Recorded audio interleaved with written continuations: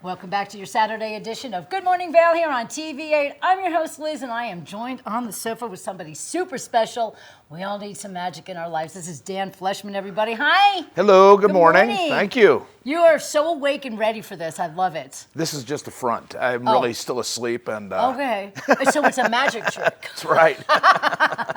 Well, we are super excited to have you here. Everybody can Thank agree you. that magic is something that brings us all together, makes us enjoy a little bit of wonder and mystery, and just to be surprised all the time. I wore my watch because I was hoping that it would just disappear, and then you'd pull it out of your pocket or something like that later. I have to say, I've really been obsessed with magic for a very long time. I was a magician's assistant for 4 years. I traveled and got sawed in half, cut in half, blown up, and all that fun stuff, and that was a different type of magic than what you do. But it just gave me such an appreciation for the tricks and for the things that you could do, the sleight of hand, and the way that you can just create such an illusion for people. It makes me really thrilled. How long have you been doing magic?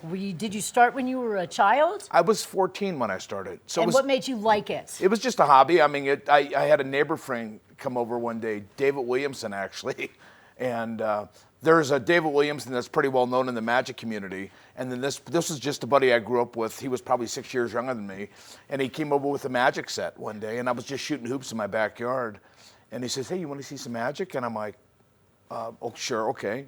And he did a couple of tricks for me. I was like, "Oh my gosh!"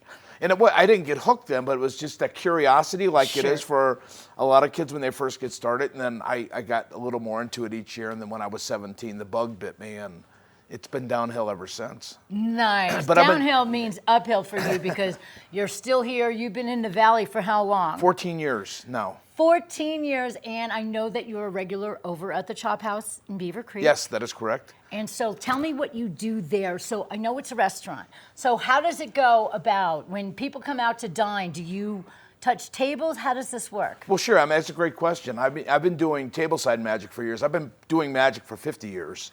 Wow. So, which I can't, when I even say that number, I think, I can't believe it's been that many years. So yeah, Brian Nolan hired me originally, and then the new owners, Dan, Stacy, and Phil, brought me on, kept me on when they bought the establishment.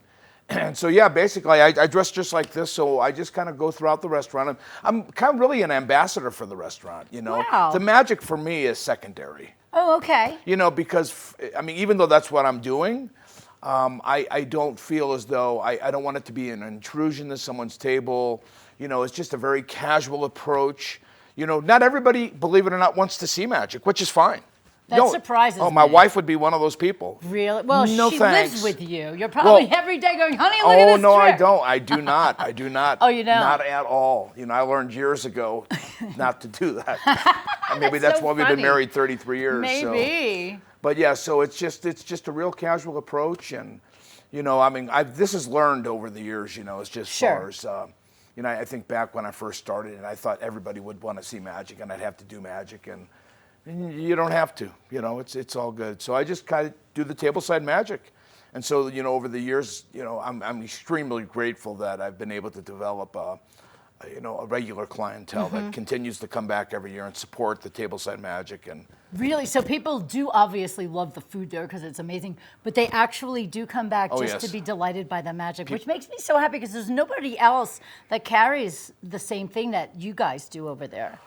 Well, I mean, I have a friend of mine in town. His family owns a restaurant in Minturn. Oh, really? And, you know, TJ, he does magic over there as well. Oh, nice. And, it's different than what I do, though, because he also runs, he's one of the owners, and he's the GM, so he's busy doing other things. But plenty of people go over there, too, to see him. Yes. Yeah, that's really cool. What is the most exciting magic act you've performed anywhere in the United States?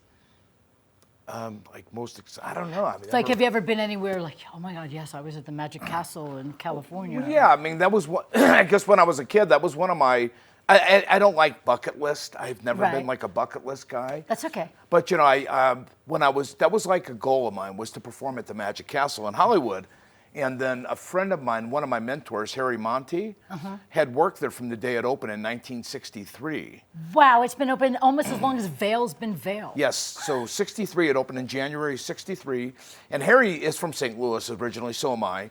And so he worked there literally, I think it was, oh my gosh, 63 years in a row. Wow, that's one He holds heck the of record. a job holding, record. Every year he would go out and work 1 or 2 weeks at a time, and he performed didn't miss a year. And That's so amazing. Harry knew the owners very well, and I didn't even audition to perform there. Okay. I mean, I was very lucky, I guess, because back then they didn't have video. You know, you would send in DVDs or video, you know. So they took Harry's word, and I think my first year I performed there was in 1983. That's incredible. And it's something that you can always do because you're probably always coming up with new ideas, new tricks. Trying to, working on that sleight of hand, which I am always just absolutely blown away by because the quick is just, you know what I mean? Like it really is just, it's an art, it's a talent, and you really, really need to know what you're doing. You can't just go decide, I'm gonna pull off a magic trick because it's not that way. Has anybody famous inspired you? You know, I have a lot of inspiration. You know, when you're a kid, I mean, I saw, Doug Kinning perform. I got to meet Doug Kinning, Mark Wilson. You know, any of the people when you're first seeing magic on television, you know, that's like, you know, so the inspiration there. I mean, I had mentors in St. Louis growing up. Gene DeVoe was one of my. I worked at his magic shop when I was a teenager, and you know, Gene didn't teach me a lot of magic, but he really, just by watching him perform, I kind of learned the. You know, you just pick it up. I mean, it's a learned trade, Sure. I think, you know. So as you perform, like, you know, you're talking about what you used to do, and, you know, it's you know, as the more you perform, that's my advice when I give to young kids, you know. Nothing replaces performing. I agree, and practice, practice, practice, especially if you're a young person.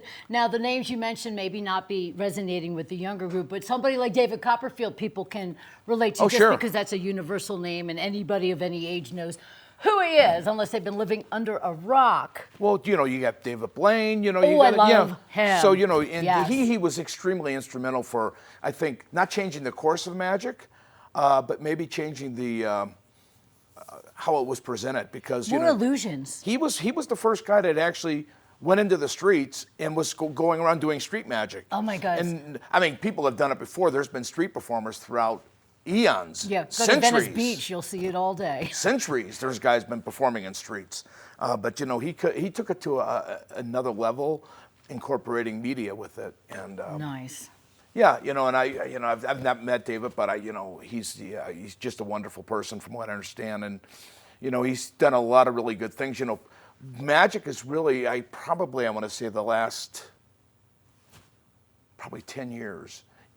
There are so many magic theaters throughout the country now. It's grown I mean, massively. they're everywhere. And even like we were talking off camera before, the Penn and Teller, what is it called? Trick Me or Fool us. Fool Us.